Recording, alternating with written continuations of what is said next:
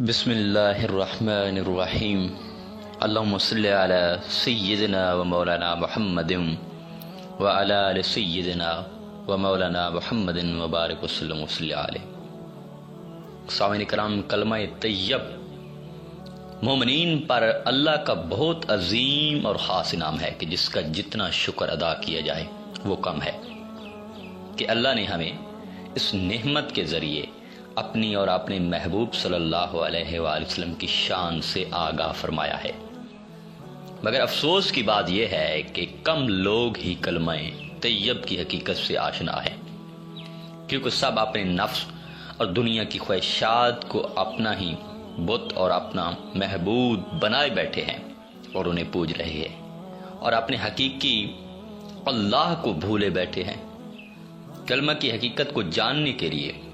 سب سے پہلے طالب کا صادق ہونا ضروری ہوتا ہے، یعنی اپنی طلب حق میں وہ سچا ہو۔ پھر مرشد کامل کی تلاش بہت ضروری ہے، کیونکہ کلمہ طیب لا الہ الا اللہ کے معنی بہت وسیع ہیں، جن کی حقیقت کو جاننا ہر ایک کے بس کی بات ہی نہیں۔ سلطان العارفین حضرت سخی سلطان باہو رضی اللہ تعالیٰ عنہ کلمہ طیب کے متعلق فرماتے ہیں، دونوں جہاں علم کی قید میں ہیں، اور علم کلمہ طیب لا الہ الا اللہ محمد رسول اللہ کی قید میں ہے، اور کلمہ طیب اسم الذات کی قید میں ہے۔ جو بھی کلمہ طیب کو تصدیق دل سے پڑھتا ہے اور اس کی حقیقت کو جان لیتا ہے تو اس سے کوئی بھی علم مخفی اور پوشیدہ نہیں رہتا۔ آپ مزید فرماتے ہیں، تمام نصیب، تمام قسمت، تمام مراتب حکمت، تمام خزائن اور تمام علوم طلسمات کلمہ طیب میں پائے جاتے ہیں، اور تمام نصیبوں کی کنجی کلمہ طیب میں ہے۔ کلمہ طیب پڑھنے والا شخص نہ کبھی بے نصیب ہوا ہے اور نہ ہوگا، البتہ وہ کافر یہود بے نصیب رہتا ہے جو معبود حقیقی کی معرفت سے بے خبر ہے۔ جو شخص کلمہ طیب لا الہ الا اللہ محمد رسول اللہ کی گناہ کو جان لیتا ہے اور زبان محمدی صلی اللہ علیہ وآلہ وسلم سے سبق لے کر کلمہ طیب کی خاصیت کو سمجھ لیتا ہے، اور زبان ہلائے بغیر اور ضمیر اور لوح محفوظ سے کلمہ طیب کو پڑھتا ہے، تو دنیا و آخرت میں اللہ تعالیٰ کے تصرف کے جتنے بھی خزانے موجود ہیں ان میں سے کوئی بھی اس سے خفی یا پوشیدہ نہیں رہتا۔ جس شخص کے وجود میں کلمہ طیب تاثیر کرتا ہے اور اسے نفع دینے لگتا ہے تو اس کی راگ راگ میں کلمہ طیب دریا کی طرح جاری اور ساری ہو جاتا ہے، اور سر سے قدم تک اس کے وجود کا ہر بال کلمہ طیب کا ورد کرنے لگتا ہے۔ اسی طرح جب اس کے وجود میں کلمہ طیب قرار اور سکون پکڑ لیتا ہے تو اس کی روح فرت یاب ہو جاتی ہے، قلب زندہ ہو جاتا ہے، نفس مر جاتا ہے، اور تمام بری خصلتیں اس کے وجود سے نکل جاتی ہیں۔ جان لے کہ رسم و عادت کے طور پر کلمہ طیب پڑھنے والے جو ہیں ان کا مرتبہ اور ہے، اور کچھ لوگ ایسے ہیں جو اللہ حی و قیوم کے قرب و حضور میں کلمہ طیب پڑھتے ہیں، ان کا مرتبہ اور ان کا منصب اور ہوتا ہے، وہ حضوری والے لوگ ہوتے ہیں۔ حضور علیہ الصلوۃ والسلام کا فرمان ہے، ماں زبان سے لا الہ پڑھنے والے لوگ تو کثیر ہیں لیکن دل سے پڑھنے والے قلیل ہیں۔ حضور سلطان العارفین اپنے پنجابی ابیات کے اندر ارشاد فرماتے ہیں، زبانی کلمہ ہر کوئی پڑھدا تے دل دا پڑھدا کوئی ہو، جتھے کلمہ دل دا پڑھیے اتھے ملے زبان نہ ڈھوئی ہو، دل دا کلمہ عاشق پڑھ دے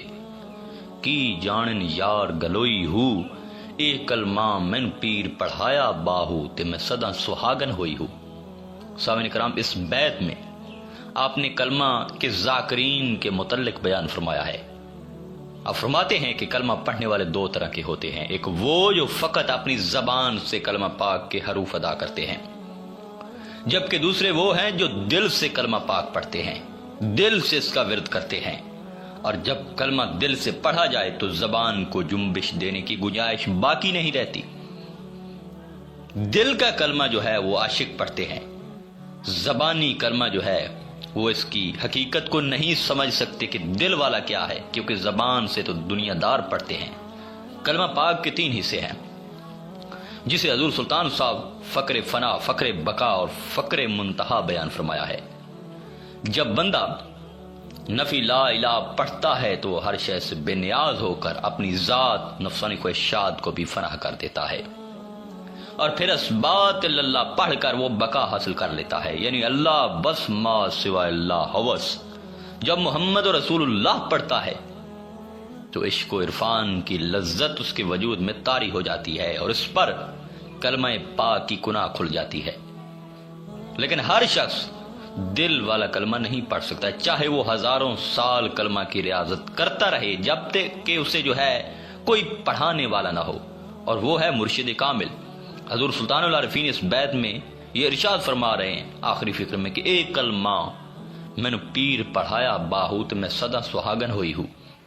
آپ فرماتے ہیں کہ یہ کلمہ پاک مجھے میرے مرشد کریم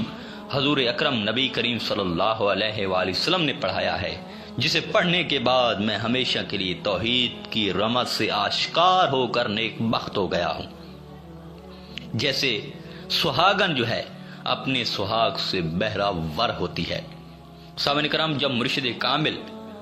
طالب کو اصل ذکر و اساس ذکر یعنی توحید تک پہنچانا چاہتا ہے تو سب سے پہلے توجہ اور تصور اسم رضات کے ذریعے اسے صدف توحید یعنی دریائے سرا میں غوطہ دیتا ہے، جس سے طالب کا جو وجود ہے وہ پاک ہو جاتا ہے۔ اس کے بعد مرشد اسے کلمہ طیب کے ذکر کی اجازت دیتا ہے، اور طالب اللہ پڑھتا ہے لا الہ الا اللہ محمد رسول اللہ۔ جب طالب اس ترتیب سے کلمہ پڑھتا ہے تو اس کے دل کی آنکھ کھل جاتی ہے، اور وہ معرفت راز کے مقام پر پہنچ جاتا ہے، اور مقامات ذات و صفات اور طبقات زمین و آسمان کی کوئی چیز اس سے مخفی اور پوشیدہ نہیں رہتی۔ پھر اس کا جو دل ہے وہ ہر وقت کلمہ طیب کا تصور اور ذکر کرتا رہتا ہے، اور اس کی زبان کو خبر تک نہیں ہوتی۔ زبان کسی اور اشغال میں مبتلا رہتی ہے، وہ بظاہر شخص لوگوں سے بات کر رہا ہوتا ہے، لیکن اس کا دل ایک لمحہ کے لیے بھی وہ کلمہ طیب سے غافل نہیں ہوتا۔ جس طرح حضور علیہ السلام کا ارشاد ہے کہ لوگو میری آنکھیں سوتی ہیں لیکن میرا دل نہیں سوتا، میرا دل محبوب حقیقی کی یاد میں اور ذکر میں مستغرق رہتا ہے۔ یہاں پہنچ کے طالب نبی کریم صلی اللہ علیہ وآلہ وسلم کی سنت پہ عمل پیرا ہو جاتا ہے۔ آخر میں دعا ہے کہ اللہ تعالی ہم سب کو دل والا کلمہ نصیب فرمائے، انشاءاللہ تعالی۔